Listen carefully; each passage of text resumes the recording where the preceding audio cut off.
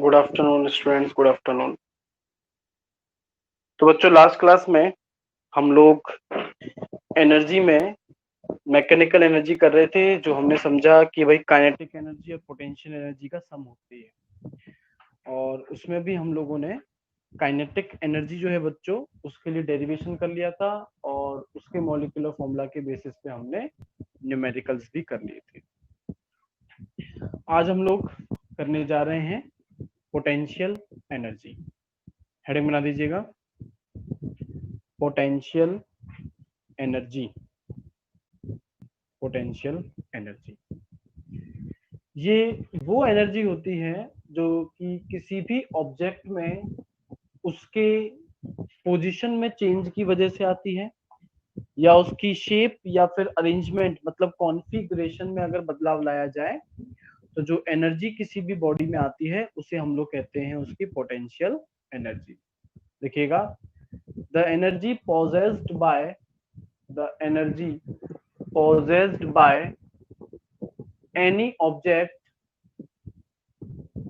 energy possessed by any object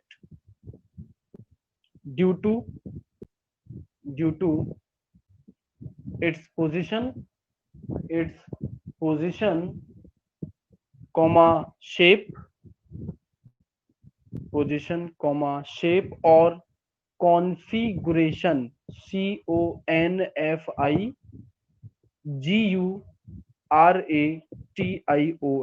configuration is called potential energy of the object is called potential energy of the object। जैसे कि बच्चों, अगर हम लोग एक क्रॉसबो और एक एरो, धनुष और बाण की अगर हम लोग बात करें, तो आप जो क्रॉसबो है उसमें जितना ज्यादा आप उसे स्ट्रेच करेंगे उतनी ही ज्यादा उसकी शेप या कॉन्फ़िगरेशन बदलेगा और उतनी ही ज्यादा उसमें कौन सी एनर्जी आ जाएगी, पोटेंशियल एनर्जी आ जाएगी। और ये आप देख सकते हैं, जब आप उस स्ट्रिंग को रिलीज करोगे, छोड़ोगे, तो जितना ज्यादा आपने उसे खींचा होगा, जितना ज्यादा आप चेंज लाए होंगे, वो उतना ही ज्यादा रफ्तार से मूव करेगा, उसका इम्पैक्ट उतना ही ज्यादा होगा। तो इसका मतलब आपने उसे में पोटेंशियल एनर्जी डेवलप की और जब स्ट्रिंग को रिलीज किया तो वो ही उसकी पोटेंशियल एनर्जी जो है वो काइनेटिक एनर्जी के अंदर कन्वर्ट हो गई। या फिर क्लास में भी आप लोग शैतानी करते होंगे, घर में रबर बैंड को स्ट्रेच करके छोड़ते हो ना, एक दूसरे पर फेंक के मारते हो। तो जितना ज्यादा तुम रबर बैंड को स्ट्रेच करते हो, जिस पर तुम हमला कर रहे हो उस पर चोट उतनी ही ज्यादा लगती है। क्यों? क्योंकि जितना ज्यादा तुम रबर बैंड को स्ट्रेच करोगे, उसकी लेंथ में जितना ज्यादा चेंज लाओगे, उतनी ही ज्यादा पोटेंशियल एनर्जी उसमें स्टोर हो जाएगी। और जब आप उसे रिलीज करेंगे तो वो ही उसकी पोटेंशियल एनर्जी कन्वर्ट हो जाएगी काइनेटिक एनर्जी के अंदर। ठीक है।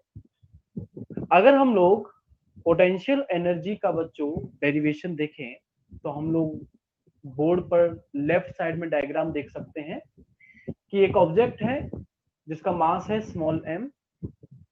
आपने उसे पोजीशन A से उठाकर के पोजीशन B पर रख दिया।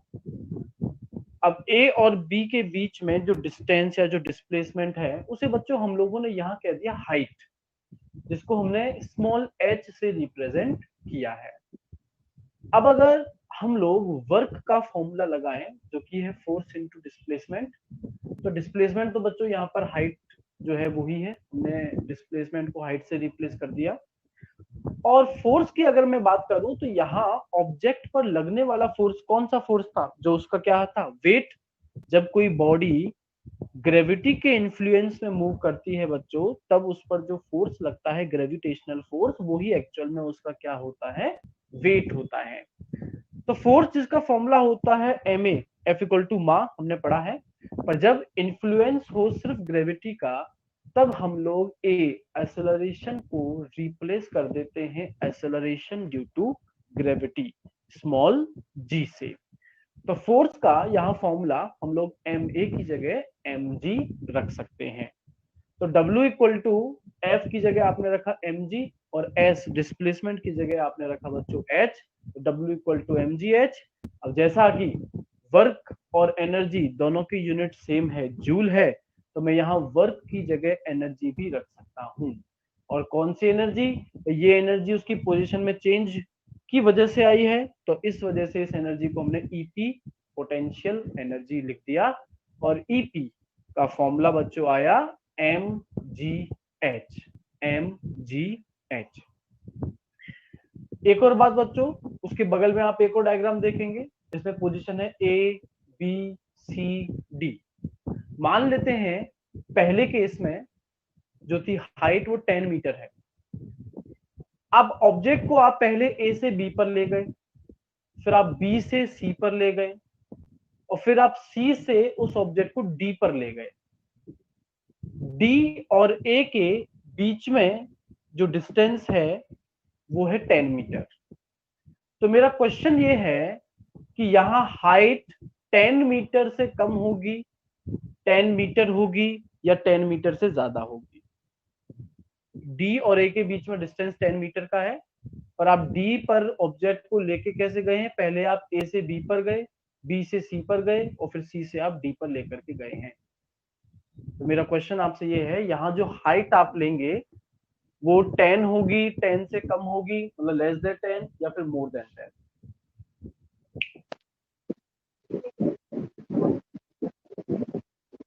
राहुल चौधरी का कहना है 10 मीटर प्लस, मतलब 10 से ज्यादा।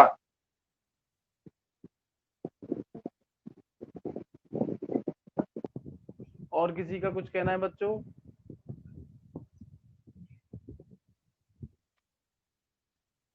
मनीष यादव का भी कहना है 10 मीटर प्लस, मतलब 10 से ज्यादा होगी।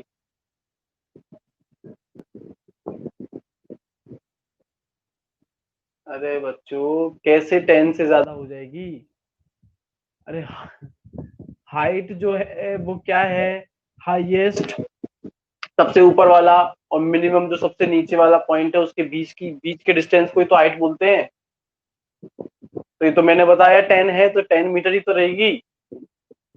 तो मतलब कि हाइट जो है वो इस चीज पर डिपेंड नहीं कर रही कि आप ऑब्जेक्ट को कैसे उस पोजीशन तक लेकर के गए हैं।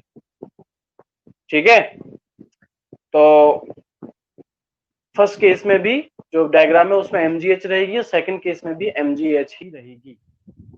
हाँ जी, तो फिर आप लोग लिखिएगा, let us suppose an object of mass m, let us suppose an object of mass m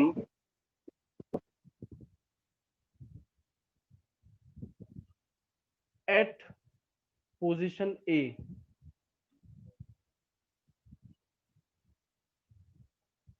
is raised to a height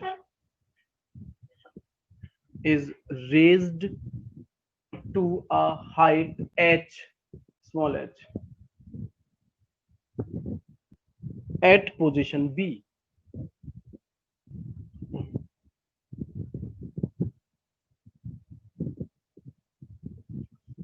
Then displacement inverted comma लिखो s is replaced by h.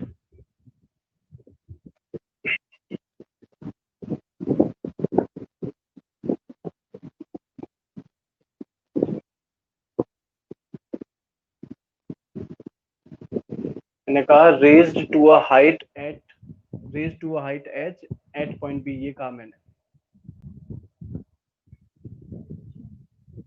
at position b. Then displacement is s is replaced by h, and the force that is weight of object, and the force that is weight of object will be mg,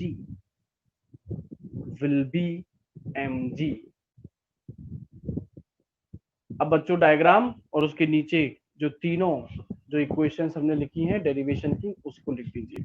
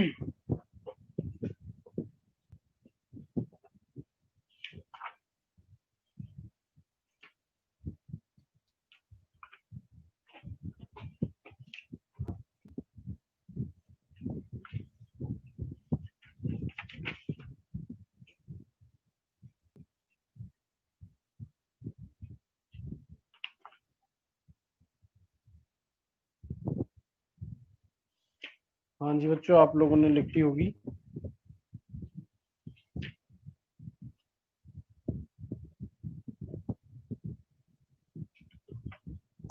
तो चलिए question कीजिए।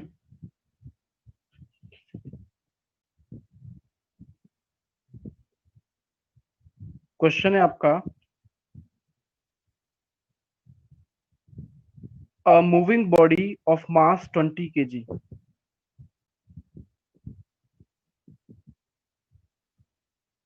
a moving body of mass 20 kg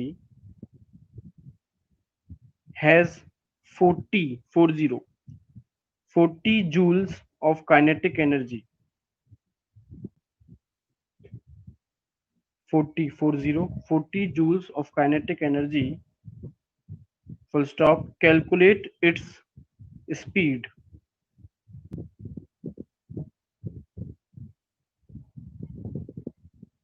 इसी question का एक second part और है, अगली line से लिखो।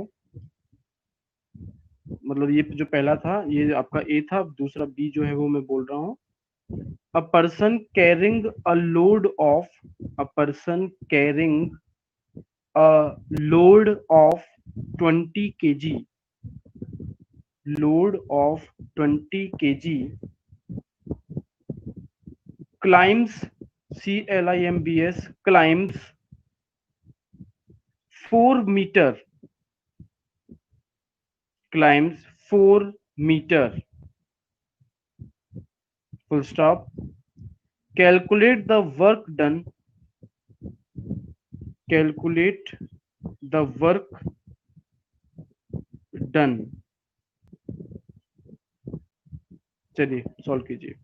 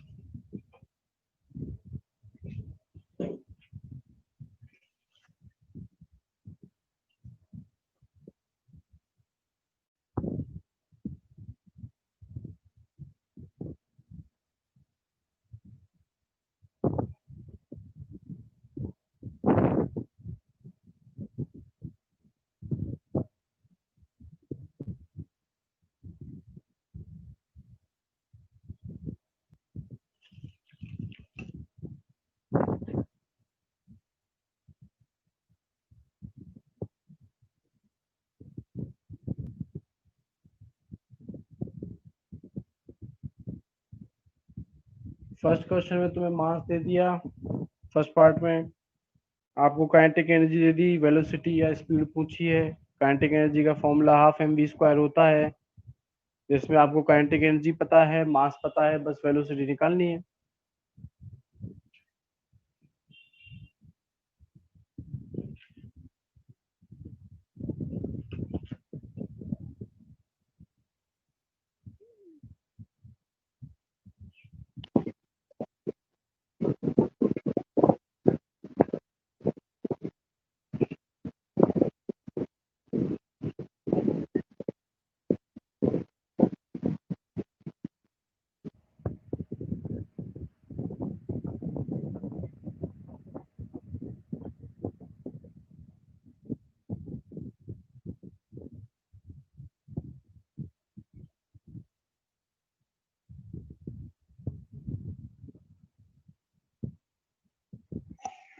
क्या हो गया, आप ये इसका कर देना।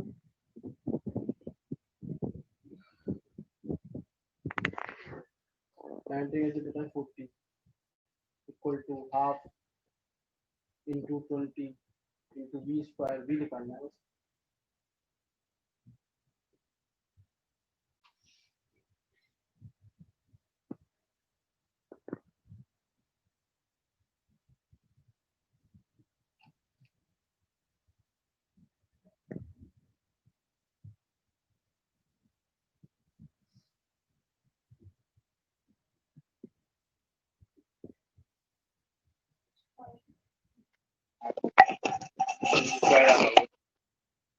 कैसे निकलेगा? इस तरफ से स्क्वायर हटाते तो इधर की दूसरी तरफ क्या लगता है? रूट ही लगता है क्या?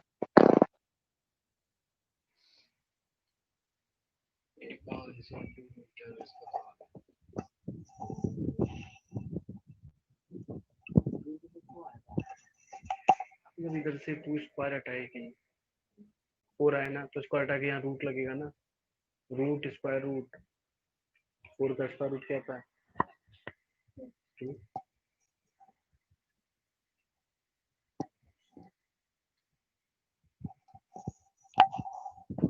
तो बच्चों ए पार्ट जो है उसमें आपके पास में v की वैल्यू आ रही है 2 मीटर पर सेकेंड। सेकेंड पार्ट को सोल्व करो। मास आपको 20 पता है, वर्क आपसे पूछा है, वर्क और एनर्जी सेम चीज है। यहाँ पर ऑब्जेक्ट को उठाया जा रहा है, पोजीशन चेंज की जा रही है, तो फिर पोटेंशियल एनर्जी का फॉर्मूला लग जाएगा mgh।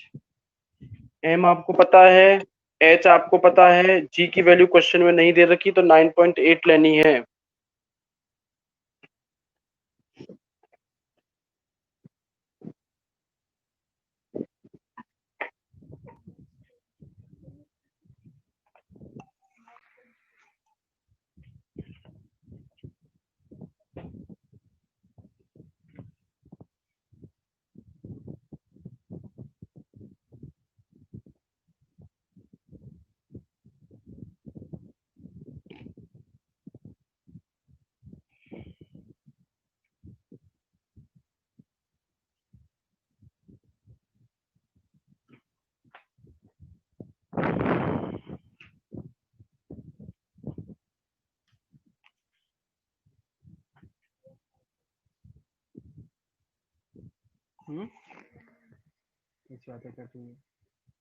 mgh m20 g 9.8 into h क्या है 4 और क्या कितना आ रहा है? कैसी बातें करीब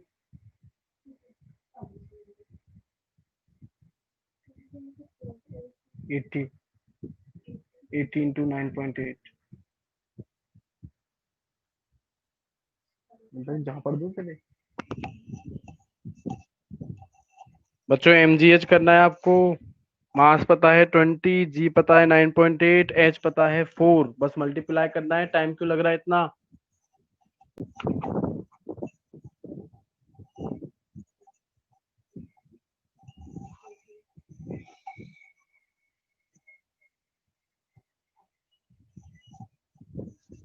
अभी यही बुक का एग्जाम्पल होता है तो फटाफट तुम लोग देते जाते बुक में से देख के आंसर्स पिछली बार की तरह। अब बाहर का क्वेश्चन दिया तो सॉल्व ही नहीं कर रहे।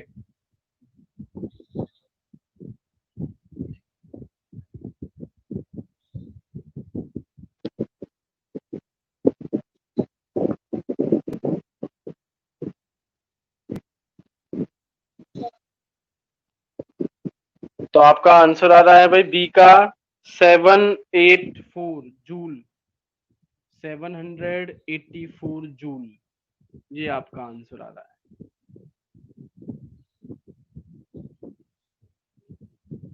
हाँ जी, नेक्स्ट जो हेडिंग है बच्चों वो है हमारे पास में law of conservation of energy.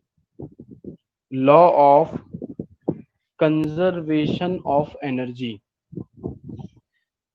Conserve का मतलब होता है एक तरीके से प्रोटेक्ट, मतलब जैसा है वैसा ही उसे रहने देना। इसी को हम लोग कांस्टेंट भी कह सकते हैं, fix. Law of conservation of energy आपसे ये कहता है कि आप एनर्जी को ना तो बना सकते हैं, ना एनर्जी को घटा सकते हैं, सिर्फ एनर्जी को एक फॉर्म से दूसरे फॉर्म में कन्वर्ट किया जा सकता है। जैसे कि मान लो मेरे पैंट में 2 पॉकेट हैं, एक पॉकेट के अंदर 50 रुपीज है, दूसरे पॉकेट के अंदर भी 50 रुपीज है। अब मैं अपनी एक पॉकेट से 10 रुपीज निकाल करके दूसरे पॉकेट में डाल देता हूं, बताओ मेरे पास में टोटल कितने रुपीज हुए?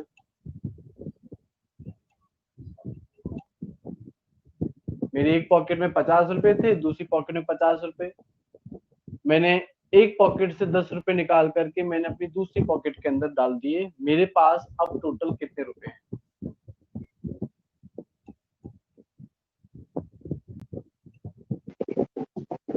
हाँ जी बिल्कुल, 100 रुपए ही हैं, पहले भी 100 थे। अंतर इतना था, लेफ्ट और राइट में 50-50 थे, बस इस बार एक में ज्यादा हो गए, एक में कम, पर अभी भी टोटल कितना रहा? 100 ही रहा। सेम इसी तरीके से law of conservation of energy जो है वो काम करता है कि आपकी जो टोटल एनर्जी है वो हमेशा फिक्स रहती है।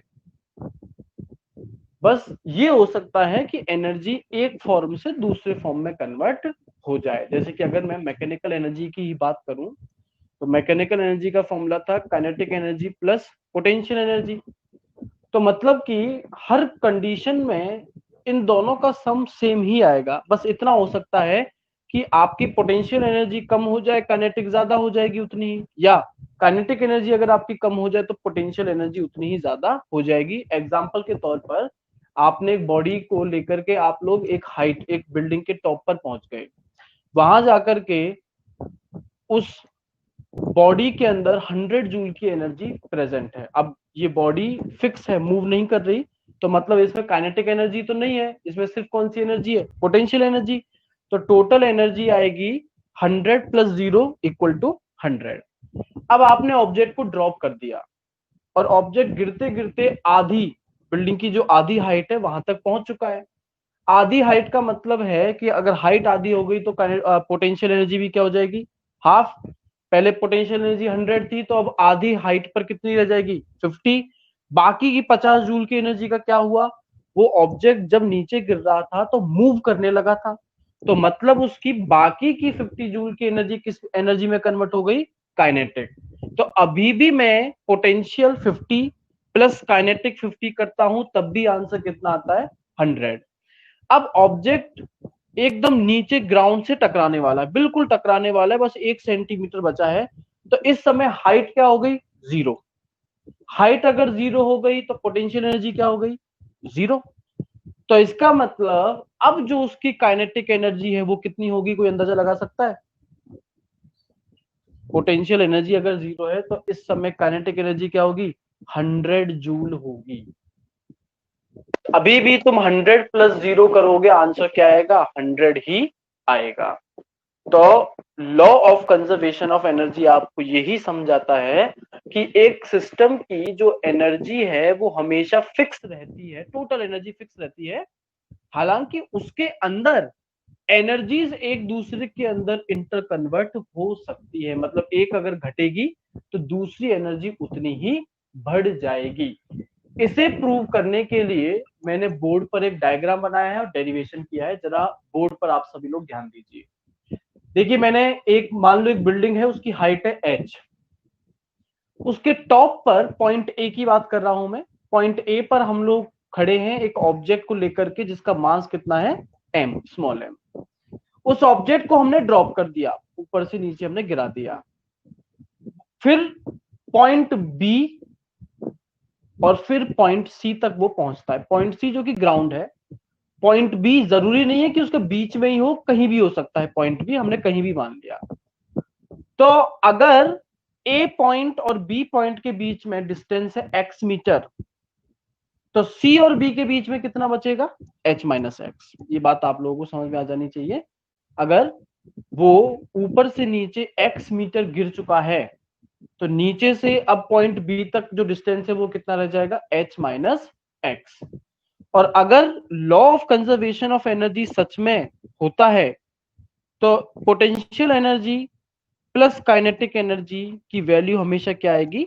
फिक्स आएगी। जरा देखते हैं इसे कैसे। पॉइंट ए पर सबसे पहले देखिए पोटेंशियल एनर्जी उस समय कितनी होगी साहब, फॉर्मूला है mgh, तो सर हमने पोटेंशियल एनर्जी को लिख लिया mgh। काइनेटिक एनर्जी कितनी होगी, जीरो, क्योंकि ऑब्जेक्ट मूव नहीं कर रहा। तो अगर मैं कंजर्वेशन ऑफ एनर्जी का फॉर्मूला लगाऊं E total equal to potential energy plus kinetic energy, तो मेरे पास में आएगा mgh प्लस जीरो। तो ई टोटल किसके बराबर आया, mgh के। इसका मतलब सर हर पॉइंट पर, किसी भी पॉइंट पर ये वैल्यू mgh ही आनी चाहिए। बिल्कुल, देखते हैं। अब जरा पॉइंट बी पर हम लोग बात करें, तो इस समय पोटेंशियल एनर्जी कितनी है बच्चों, mgh। अब हाइट का मतलब है ग्राउंड से ऑब्जेक्ट कितना ऊपर है, क्या रखी जाएगी यहां पर हाइट, ग्राउंड से h माइनस एक्स रखी जाएगी, क्योंकि ग्राउंड से पॉइंट बी तक की हाइट है h minus x. Kinetic energy जिसका फॉर्मूला होता है हाफ एम वी स्क्वायर। ठीक है जी।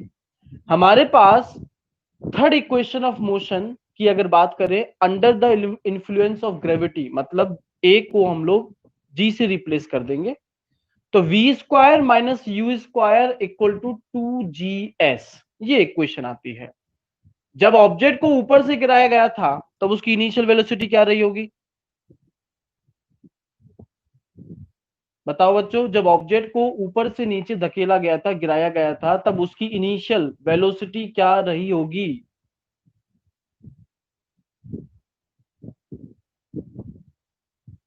इतना सोचना क्यों पड़ रहा है बच्चों, ऐसे क्वेश्चन हम लोग लॉज ऑफ मोशन में करके आ चुके हैं, 50 बार करके आए हैं।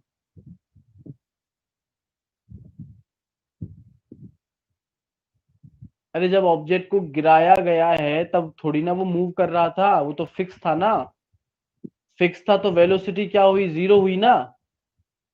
तो इस वजह से u को हमने माना जीरो, और अगर u जीरो है तो जो इक्वेशन है अपनी वो बन जाएगी we square equal to 2g। अब देखो s क्या है, जो डिस्टेंस उसने ट्रेवल किया, तो ऑब्जेक्ट ने ए से बी तक पहुंचने में कितना डिस्टेंस ट्रेवल किया, x। तो इस वजह से यहां पर वी स्क्वायर इक्वल टू हमने क्या रखा है, 2gx। अब इस वी स्क्वायर की वैल्यू मैं काइनेटिक एनर्जी के फॉर्मूला में रख रहा हूं, जो कि था हाफ एम वी स्क्वायर। तो वी स्क्वायर की जगह मैंने क्या रख दिया, 2gx। तो kinetic energy I equal to half M multiply by 2gx। बच्चों 2 से 2 कैंसिल आउट हो गया, तो आपकी काइनेटिक एनर्जी का फॉर्मूला क्या आया, mgx। अब अगर मैं टोटल एनर्जी के फॉर्मूले में पोटेंशियल एनर्जी और काइनेटिक एनर्जी दोनों के फॉर्मूला को मैं पुट कर देता हूं, तो माइनस एक्स से प्लस एक्स आपका कट जाएगा, और ई टोटल अभी भी किसके इक्वल आएगा, mgh के। अब पॉइंट सी की बात करते हैं, जहां पर पोटेंशियल एनर्जी जीरो हो गई है, क्योंकि हाइट क्या हो गई है, जीरो। काइनेटिक एनर्जी का सेम फॉर्मूला मैं यूज करने जा रहा हूं, हाफ एम वी स्क्वायर, और वही इक्वेशन में यूज करने जा रहा हूं V square minus U square equal to 2g's, जिसमें ऑब्जेक्ट को जब ड्रॉप किया गया था तो इनिशियल वेलोसिटी क्या है, जीरो। तो मैंने u को जीरो रखा, तो V square equal to 2g। अब देखो मैंने h क्यों रखा है, क्योंकि अब ऑब्जेक्ट पॉइंट ए से सी तक कितना ट्रेवल कर चुका है डिस्टेंस, जो हाइट थी h, तो 2gh आया। अब मैं हाफ एम वी स्क्वायर में वी स्क्वायर की वैल्यू अगर पुट कर दूं, तो half M multiply bye 2gh, 2 से बच्चों कट गया 2। अभी भी ई के काइनेटिक एनर्जी आ रहा है mgh, और अगर मैं यहां टोटल एनर्जी निकालूं तो वो आएगी काइनेटिक एनर्जी मतलब mgh plus potential energy zero, अभी भी ई टोटल क्या आएगी, mgh ही आएगी। तो हर पॉइंट पर, हर कंडीशन में आपने देखा कि टोटल एनर्जी mgh ही आ रही है। मतलब law of conservation of energy सच में एग्जिस्ट करता है, सच में फॉलो किया जाता है। फटाफट से सबसे पहले law of conservation of energy लिखो, उसके बाद में डेरिवेशन करना। लिखिएगा, according to this law, according to this law, comma, energy can neither be created, energy can neither be created nor be destroyed,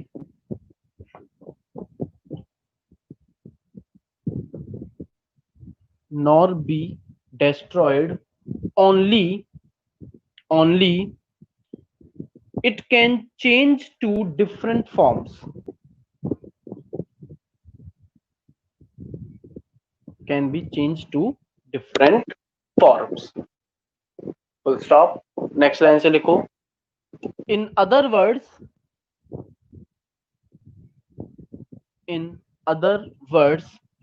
energy of a system remain constant.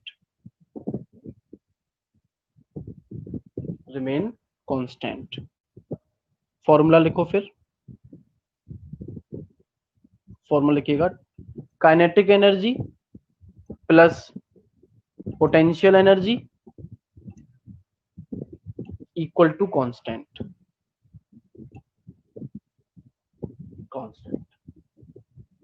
अब इसको prove करते हैं. फटाफट से डायग्राम और derivation आप लोग बना लीजिए.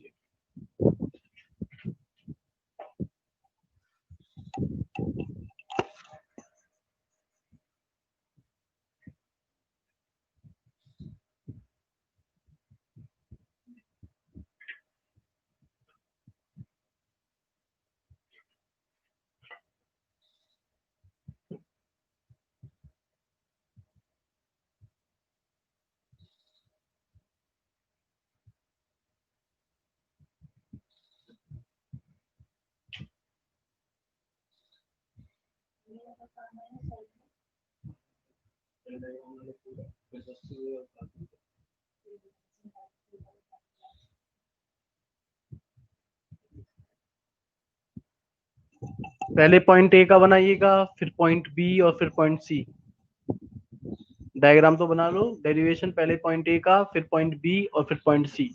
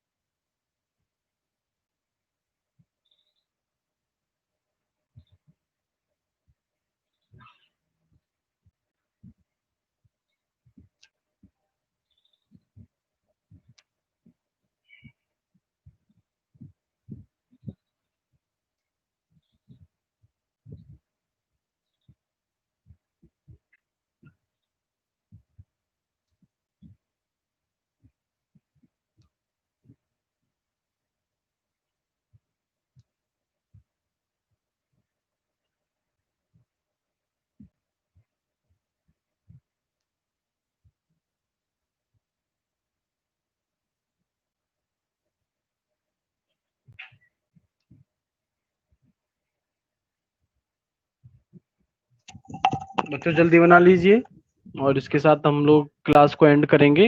नेक्स्ट क्लास में चैप्टर का कंप्लीट हो जाएगा. इसके कुछ क्वेश्चंस करेंगे और टाइम रहा तो हम लोग नेक्स्ट चैप्टर स्टार्ट करेंगे.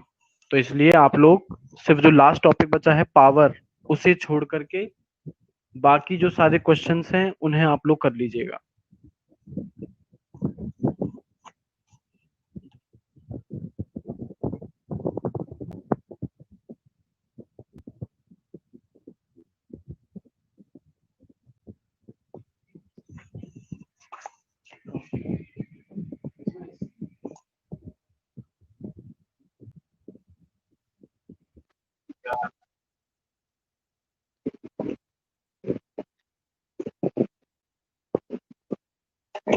चलिए बच्चों, कमेंट मेरे पास में आ गया है, आप लोगों ने डेरिवेशन कर लिया होगा। मैं क्लास को एंड कर रहा हूँ। नेक्स्ट क्लास में चैप्टर खत्म करेंगे और क्वेश्चंस जो हैं उन्हें डिस्कस करेंगे।